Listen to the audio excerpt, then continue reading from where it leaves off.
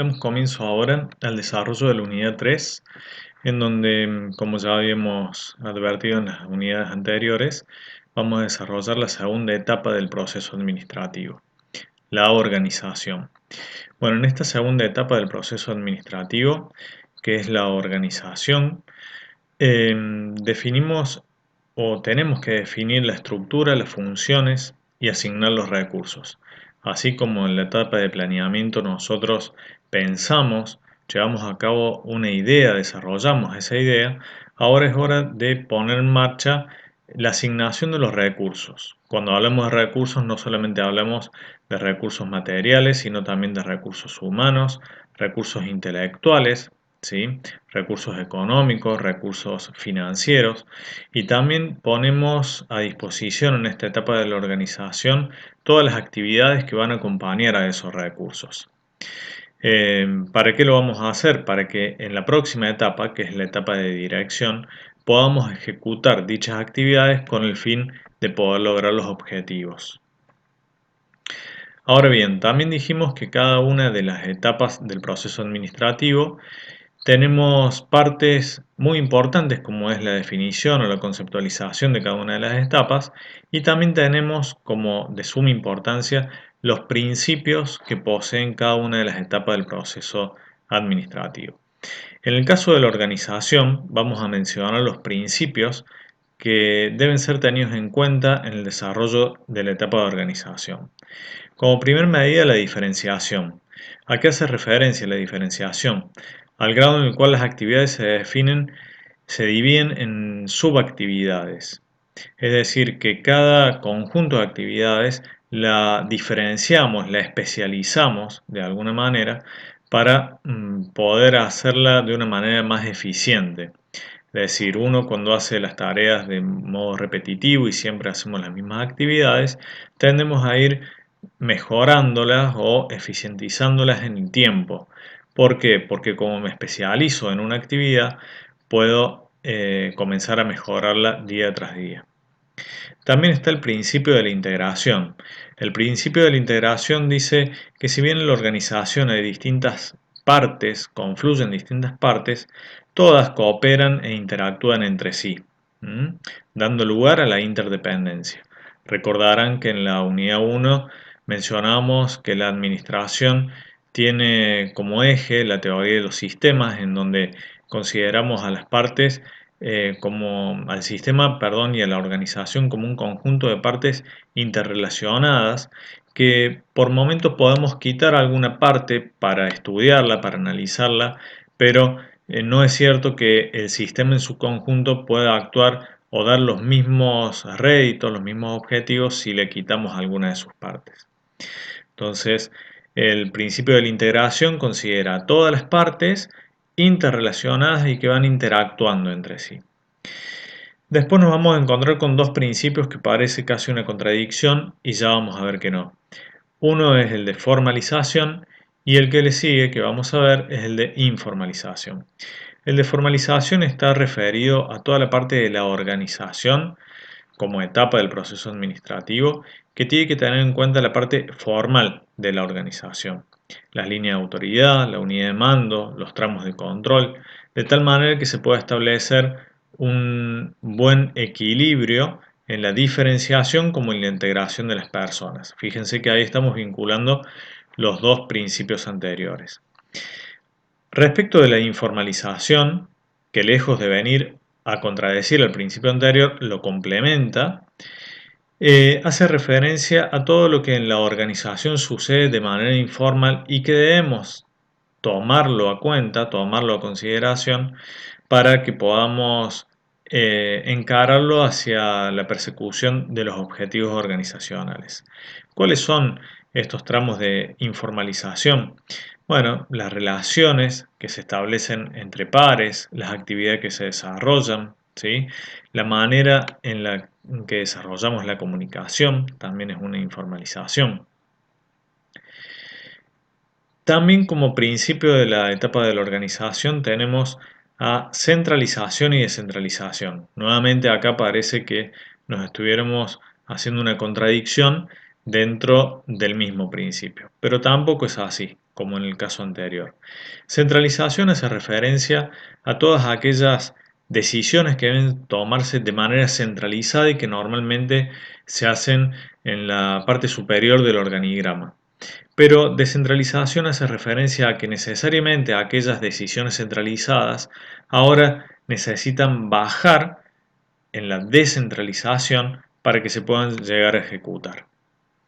En cuanto a la departamentalización, consideramos como un principio dentro de la etapa de organización, porque departamentalizar significa agrupar de manera homogénea. ¿Qué vamos a agrupar de manera homogénea? Y van a ver que vamos a estudiar la forma de departamentalización por funciones, por áreas, distintas formas de agrupar de manera homogénea actividades o funciones que lo hacen que sean similares. Por ejemplo, si yo hiciera una departamentalización por áreas, podría decir, bueno, el departamento de administración es un departamento en sí. Quizás se hacen tareas distintas en la administración, la tesorería, el pago de sueldo, el pago de proveedores, pero sin lugar a dudas que tienen factores comunes que me simplificarían que todas esas funciones se encuentren dentro del mismo departamento. El principio de jerarquía también lo tenemos presente aquí y hace referencia a un principio que vimos anteriormente, que es poder dividir a la organización en distintos niveles jerárquicos, porque eso facilita la unidad de mando, facilita también la comunicación, facilita la responsabilidad, cómo derivamos la responsabilidad. Y los conceptos de línea de staff están referidos de línea o de ejecución, que son los que están inmersos dentro de la organización en la actuar diaria, y los de staff, que son aquellos, podríamos decir, interdisciplinariamente colaboran con la organización para decisiones específicas. Por ejemplo, es muy raro ver que las organizaciones tengan un staff de asesores letrados dentro de la organización, pero quizás sí lo tienen fuera de la organización. ¿Qué pasa con esas funciones? No forman parte de la diaria de la empresa, sino que nos ayudan a tomar una mejor decisión respecto de algunos temas que no podamos terminar de cerrar dentro de la misma organización. Bien, dentro de la estructura organizacional, entonces dijimos, vamos a tener dos dimensiones, la dimensión vertical y la dimensión horizontal. La dimensión vertical, en donde están las de línea, en donde se establecen las distintas relaciones de jerarquía, y también vamos a encontrar las de staff, que si bien no forman parte de la organización, ayudan, como dijimos antes, a decidir sobre temas puntuales. Y las horizontales surgen como causa de aquellas limitaciones de esas decisiones centralizadas que se tomaron, que si bien se centralizó la decisión, ahora necesitamos que derrame y que comience hacia abajo en los niveles intermedios o de conducción para poder ejecutarse. Bien, en el caso de los neoclásicos nos planteaban una división del trabajo un tanto distinta. Los neoclásicos lo que planteaban eran dividir en dos áreas, básicamente, las áreas funcionales y las áreas de servicio. Las áreas funcionales referidas a la producción, a la comercialización, a las finanzas y control, a la administración de personal. Y las áreas de servicio a la investigación y desarrollo, de relaciones externas y secretaria y legales. Bien, ¿cuáles son los componentes estructurales de la organización? Esos componentes los vamos a dividir en los componentes formales y los componentes informales. Por lo general nos vamos a referir a los formales como aquellos que están documentados, visibles, escritos, avalados. Por ejemplo, un organigrama, un procedimiento, un cursograma.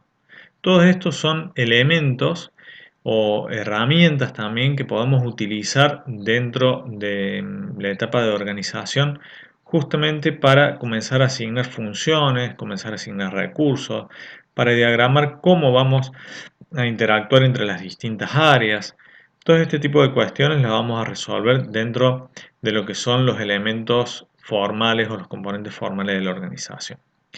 Pero también, y quizás me animaría a decir a la gran mayoría, hay componentes informales. Esos componentes informales, que como les digo quizás sean la gran mayoría, es, por ejemplo, la forma en la que cada uno ha encontrado de realizar sus tareas, independientemente de que no esté escrito en un procedimiento, la forma de vincularme o la empatía que desarrollo con distintos compañeros de trabajo, o los lenguajes o símbolos que surgen a partir de la convivencia laboral. Todas estas cuestiones que también dentro de la cultura organizacional tenemos que tenerlas en cuenta para marcar el rumbo para la consecución de los objetivos. Ahora bien, podemos hablar de descentralización, centralización y delegación para poder vincularlo con todo lo que hemos estado viendo en los temas anteriores de la etapa de organización. Como centralización ya dijimos, es la autoridad de cada jefe, la información, cómo y dónde se toman las decisiones, se van a concentrar en el nivel más alto de la organización. Esa es la forma centralizada. Pero vamos a necesitar de la descentralización cuando se distribuye esa autoridad y las decisiones entre los niveles de la organización. Sería como una segunda etapa, podríamos decir, la descentralización. Y la descentralización se produce por un proceso justamente de delegación de autoridad en los diferentes subordinados, ¿sí? Esa es la relación que vamos a encontrar entre estos tres conceptos: centralización, descentralización y delegación. Están íntegramente relacionados. Como les dije cuando mencionamos el principio de departamentalización, nosotros tomamos la departamentalización como algo muy importante dentro de lo que es la etapa de la organización del proceso productivo.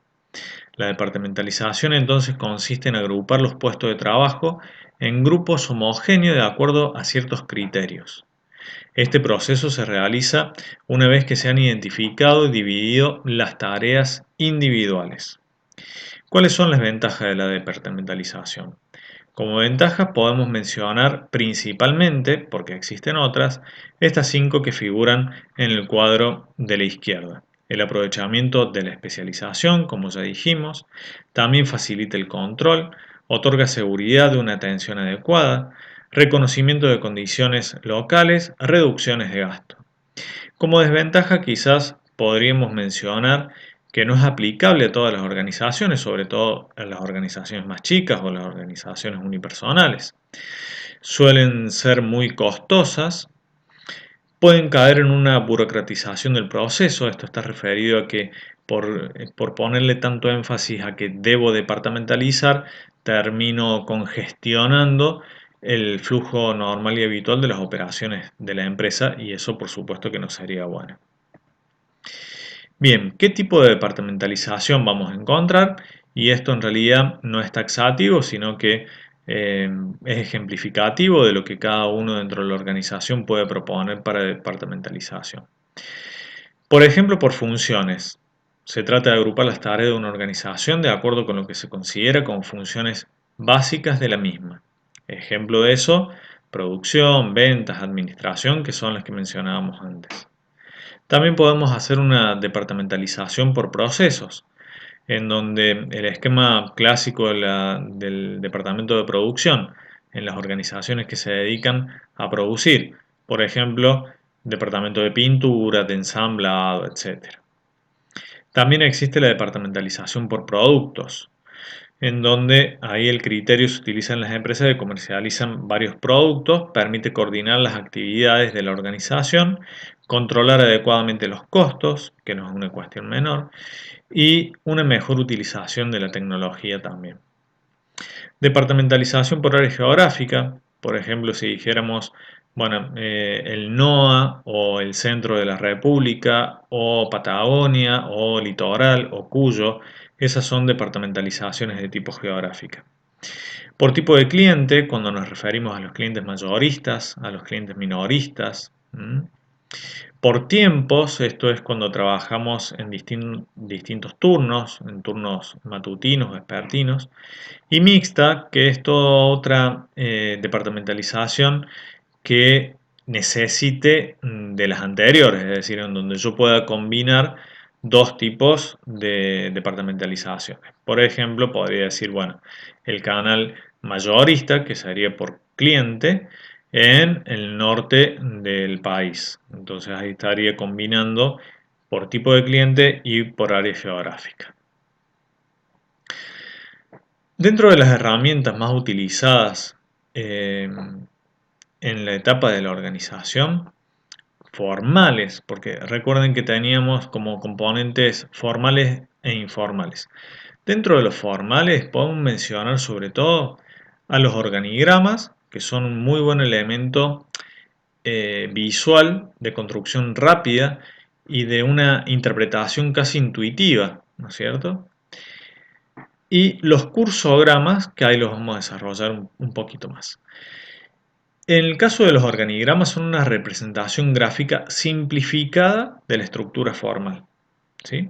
Es decir, lo que me muestra, si ustedes ven un organigrama, que todos ya alguna vez habrán visto, la cantidad de niveles que existen dentro de la organización, también me muestra cuáles son la línea horizontal y cuál es la línea vertical o la línea de mando, ¿sí? Esto es una herramienta muy simple, el organigrama, y que no solamente lo vamos a encontrar dentro de lo que son las organizaciones, sino también que lo vamos a encontrar, por ejemplo, alguien que desarrolle sistemas, es muy normal que eh, combine los árboles para el desarrollo de sistema. También los cursogramas, que son elementos que están en desuso en la actualidad, porque quizás son muy complejos de armar o necesitan un conocimiento muy específico, pero a decir verdad son una muy buena representación gráfica de lo que son los procedimientos o rutinas administrativas, en donde no solamente incorporan a las áreas que intervienen, las áreas funcionales, sino que también nos dan noción inmediata de cómo es el proceso de decisión ante los determinados eventos.